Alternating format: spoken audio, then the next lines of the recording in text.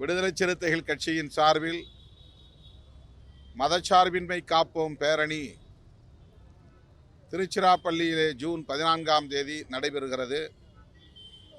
மே 31ஆம் தேதி நடத்துவதாக அறிவிக்கப்பட்ட அந்த பேரணியை தவிர்க்க முடியாத காரணங்களால் ஜூன் 14 அன்று நடத்துவதாக தள்ளி வைத்திருக்கிறோம். விடுதலை சிறுத்தைகள் மட்டுமின்றி அனைத்து தரப்பு ஜனநாயக சக்திகளும் அதிலே பங்கேற்று பாசிச பாஜக அரசின் வெறுப்பு அரசியலுக்கு முற்றுப்புள்ளி வைக்க முன்வர வேண்டும் என்று விடுதலை சிறுத்தைகள் கட்சி அறைகூவல் விடுக்கிறது.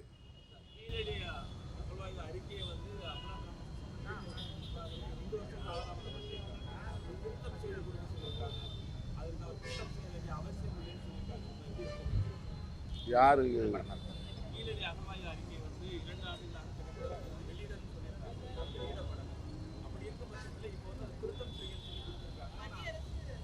மத்திய அரசு அப்படி கேட்டிருக்கா?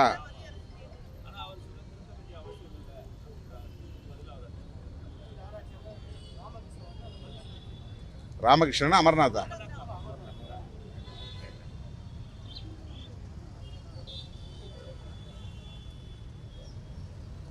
கீழடி ஆய்வுகளில் இருந்து கிடைத்திருக்கிற தரவுகளை இருட்டடிப்பு செய்யும் நோக்கில் இந்திய ஒன்றிய பாஜக அரசு திட்டமிட்டு செயல்படுகிறது.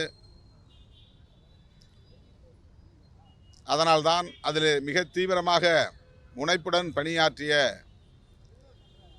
அமர்நாத் அவர்களை அங்கிருந்து பணியிட மாற்றம் செய்தார்கள். அவர் தந்த அறிக்கையை வெளியிடுவதற்கு காலத்தாழ்வு செய்து கொண்டிருக்கிறார்கள். இப்போது அதில் என்ன திருத்தம் தேவைப்படுகிறது என்று தெரியவில்லை. அறிக்கையை வெளியிட வேண்டிய பொறுப்பு இந்திய ஒன்றிய அரசுக்கு இருக்கிறது. சமர்ப்பிக்க வேண்டிய கடமை ஆய்வாளர்களின் கடமை. ஆனால் ஏதேனும் காரணம் சொல்லி அதை தள்ளி போட முயற்சிப்பதாகத்தான் தெரிகிறது. வரலாற்று உண்மைகளை நெடுங்காலத்திற்கு மறைக்க முடியாது. தற்காலிகமாக திட்டமிட்டு அவர்களின் அதிகாரத்தை பயன்படுத்தி மறைக்கவோ அல்லது திரித்து சொல்லவோ முயற்சிக்கலாம். ஆனால் உண்மை எப்போதும் உண்மையாகவே இருக்கும். அது வலிமையாக இருக்கும். உரிய நேரத்தில் அது வெளிப்படும் என்பதை வரலாறு அவர்களுக்கு உணர்த்தும்.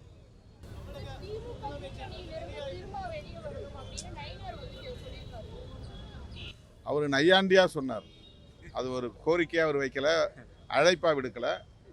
நான் அதிமுக பாஜக உறவு தொடருமா என்பது கேள்விக்குறியாக இருக்கிறது என்று சொன்னதற்காக அவர் அவருடைய விருப்பத்தை வெளிப்படுத்தியிருக்கிறார். அவ்வளவுதான்.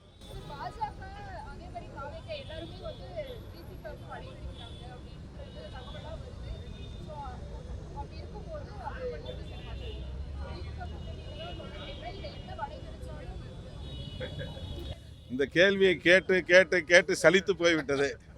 நானும் இதற்கு பதில் சொல்லி சொல்லி சலித்து போய்விட்டது. உங்களுக்கு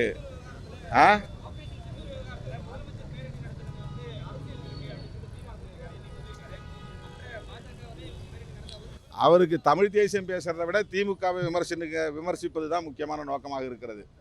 தமிழ் தேசியம் என்பது இந்திய தேசியத்திற்கு எதிரான ஒரு அரசியல் என்பதையே முற்றாக மடைமாற்றம் செய்துவிட்டார்.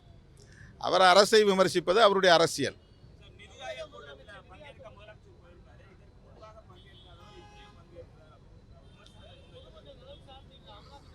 அதாவது பங்கேற்காமல் இருந்தது ஒரு எதிர்ப்பை வெளிப்படுத்துவதற்கானது தான். அப்படியே அதை தொடர்ந்து கடைபிடிக்கணுங்கிறது ஒன்றும் கட்டாயம் இல்லை. இந்த முறை போய் இவ்வளவு நாளாக ஏன் எங்களுக்கு நிதியை நீங்கள் கொடுக்கல, இவ்வளவு நிதியை ஏன் நிலுவையில் வச்சிருக்கிறீங்க அப்படின்னு நேராக போய் சண்டை போடலாம் இல்லையா? அந்த அடிப்படையில் அவர் முடிவெடுத்திருக்கலாம். அதனால் நாம் முற்றிலுமாக ஒரு அரசு, அதாவது மாநில அரசு இந்திய ஒன்றிய அரசோடு முற்றாக விலகி நிற்க முடியாது, பகைத்து நிற்கவும் முடியாது. ஒன்றிய அரசை சார்ந்து இயங்குவது தான் மாநில அரசு. இது அடிப்படையான உண்மை, அனைவரும் ஒப்புக்கொள்ள வேண்டிய ஒரு கசப்பான உண்மைதான். அப்படி இருக்கிற போது நம்முடைய எதிர்ப்பை தெரிவிப்பதற்காக சில நேரங்களில் கூட்டங்களை புறக்கணிப்பதுண்டு. இப்போ சட்டமன்றத்துக்குள்ளே போகிறோம், வெளிநடப்பு செய்கிறோன்றோம், வெளிநடப்பு செஞ்சுட்டு திருப்பி உள்ளே போய் உட்கார்றோம் இல்லையா, மொத்தமாக நம்ம வெளியேறி வந்துடுறது இல்லைல்ல. அது ஒரு சிம்பாலிக்கான ஒரு ப்ரொட்டஸ்ட், ஒரு அடையாளபூர்வமான எதிர்ப்பு. அதனால் ஒட்டுமொத்தமாக 5 வருடங்களும் அந்த நிதி ஆயோக் கூட்டத்தில் கலந்துக்கலன்னு சொன்னால் நட்டம் நமக்கு தான், அவங்களுக்கு இல்லை. எனவே இந்த முறை நேரில் போய் சந்திக்க வேண்டும். பிரதமர் அல்லது தொடர்புடைய அமைச்சர்கள் அதிலே இருந்தால் நம்முடைய மாநில அரசின் கோரிக்கைகளை வலியுறுத்தி பேசுவதற்கான ஒரு வாய்ப்பாக முதல்வர் இதை கருதி இருக்கலாம். அதனால் அவர் சென்றிருக்கலாம்.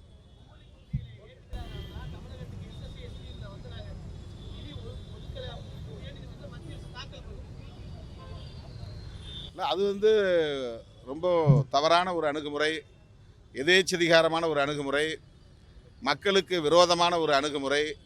பாசிச பாஜக அரசு இன்னும் மிருகபலத்தோடு இது ஆட்சியில் இருந்திருந்தால் என்னவெல்லாம் செய்வார்கள் என்பதற்கு இது ஒரு சான்று. மக்கள் இதை புரிந்து கொள்ள வேண்டும்.